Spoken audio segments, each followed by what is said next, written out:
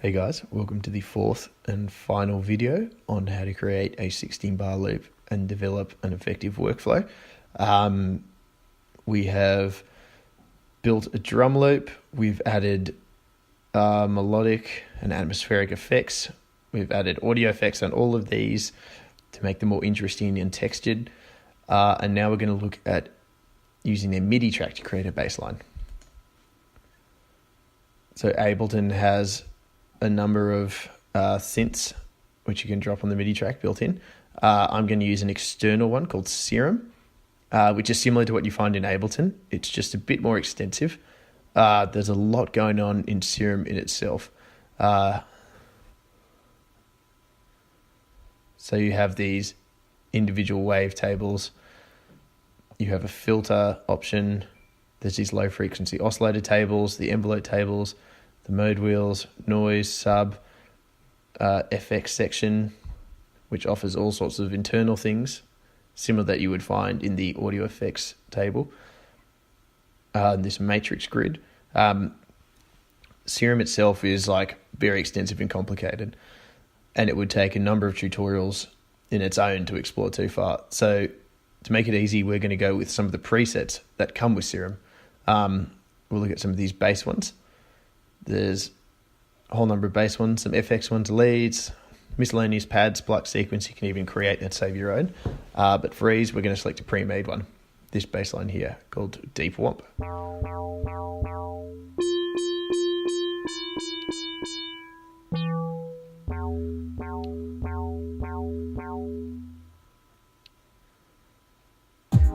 So playing on the keyboard.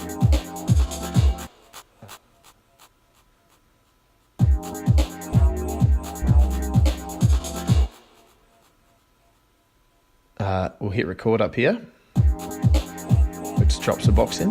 Hit stop. Now by double clicking on this, we can see the keyboard covering all the octaves, starting at the C key.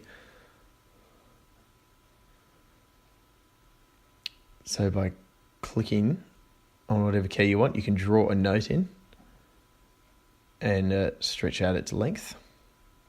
So that's quite a high octave. So at 3 plus. We'll lower it down to... There we go. That's sounding quite low and bassy. We'll solo it for you. Yeah, and if we look on the Spectrum Analyzer, it's sitting lower than the kick is. But it has a lot of high-end sounds up in the middle, so that helps it stick out.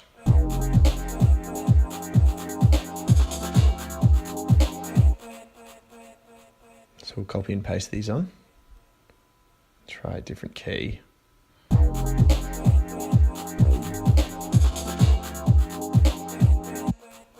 Now obviously when drawing the keys in, you want to remember that we have selected a pad sample that was in F before. So we're going to stick to those keys down here so that there is no sort of dissonance in how we hear the sounds.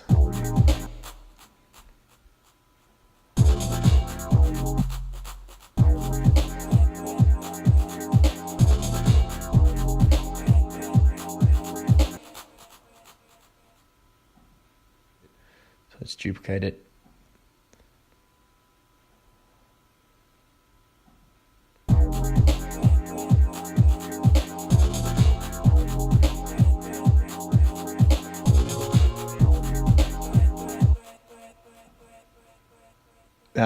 We can adjust the release on the envelope. This just means the note hit will last for a bit longer instead of cutting off. Decay does a similar thing. And mono means that when another note comes in, the previous one playing is cut out instantly. So you can see by adjusting decay and release slightly, the note sticks around for a bit longer. So we'll just name it, to save any confusion, bass. And we'll set another MIDI.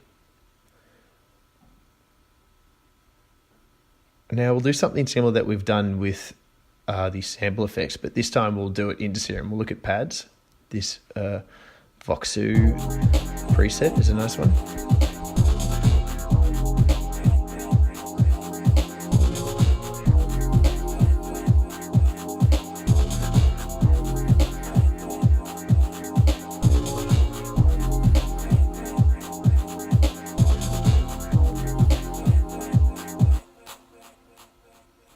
So by hitting record again, this will allow us to draw the notes in. We'll zoom in, shorten that, double click on it to draw it in. It's a bit too low.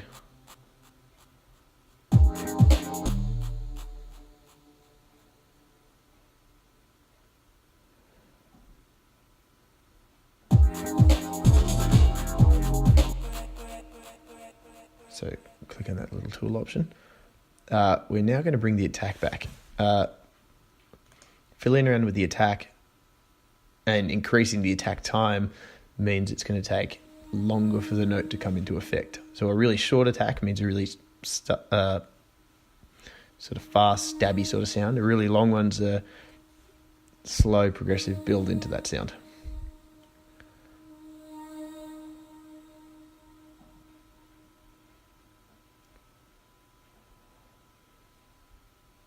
Now, let's throw in the good old trusty sidechain. We'll sidechain it to the break sample. So when the break sample comes in, the pad will disappear slightly.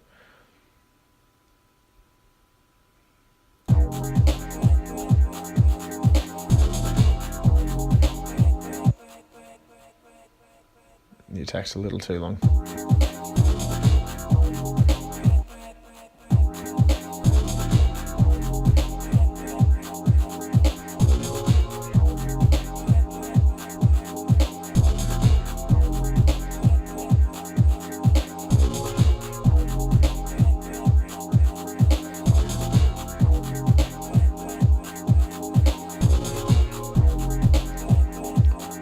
This new vocal sample adds a very subtle atmospheric layer to things. Some more melodic tones. By shortening the attack, it's more prominent.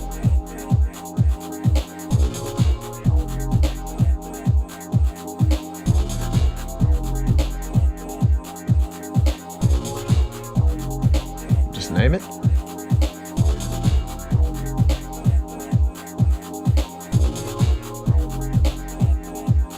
Let's go through and listen to what we've done. There's the bass, solid.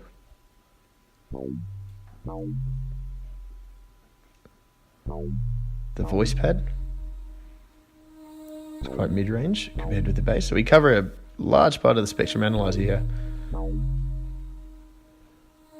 And the kick itself still has its own space in there.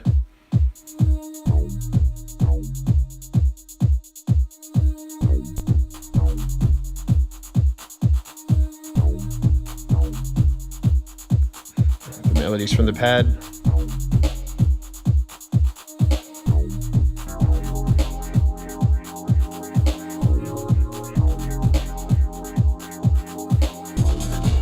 And all together, we have a really nice, full sounding 16 bars. That really didn't take much to make. And it's pretty low on demand for resources within Ableton. So it just goes to show how much you can do with just a few components and elements. I think we used a total of 9 elements. So from here, you can expand this out to a full-length track, anywhere from 3 to 7 minutes, whatever you feel like. It gets a bit more advanced when you start moving further down the line. You want variations every 16 or 8 bars. But you just find those things the same way we've gone about adding new drums or new samples or variations in the bass line or the pad line, or like adding a new lead line, for instance. But what we've created today, this 16 bar loop that's sounding full, has a vibe going. This is sort of, in essence, the perfect starting platform for writing a tune. So now that you have an idea about how an effective workflow can get your ideas down quickly, and the importance of experimenting, and a general idea of the interface of Ableton and a few of its features, you should all be able to go out and create your own 16 bar loops or even full tracks.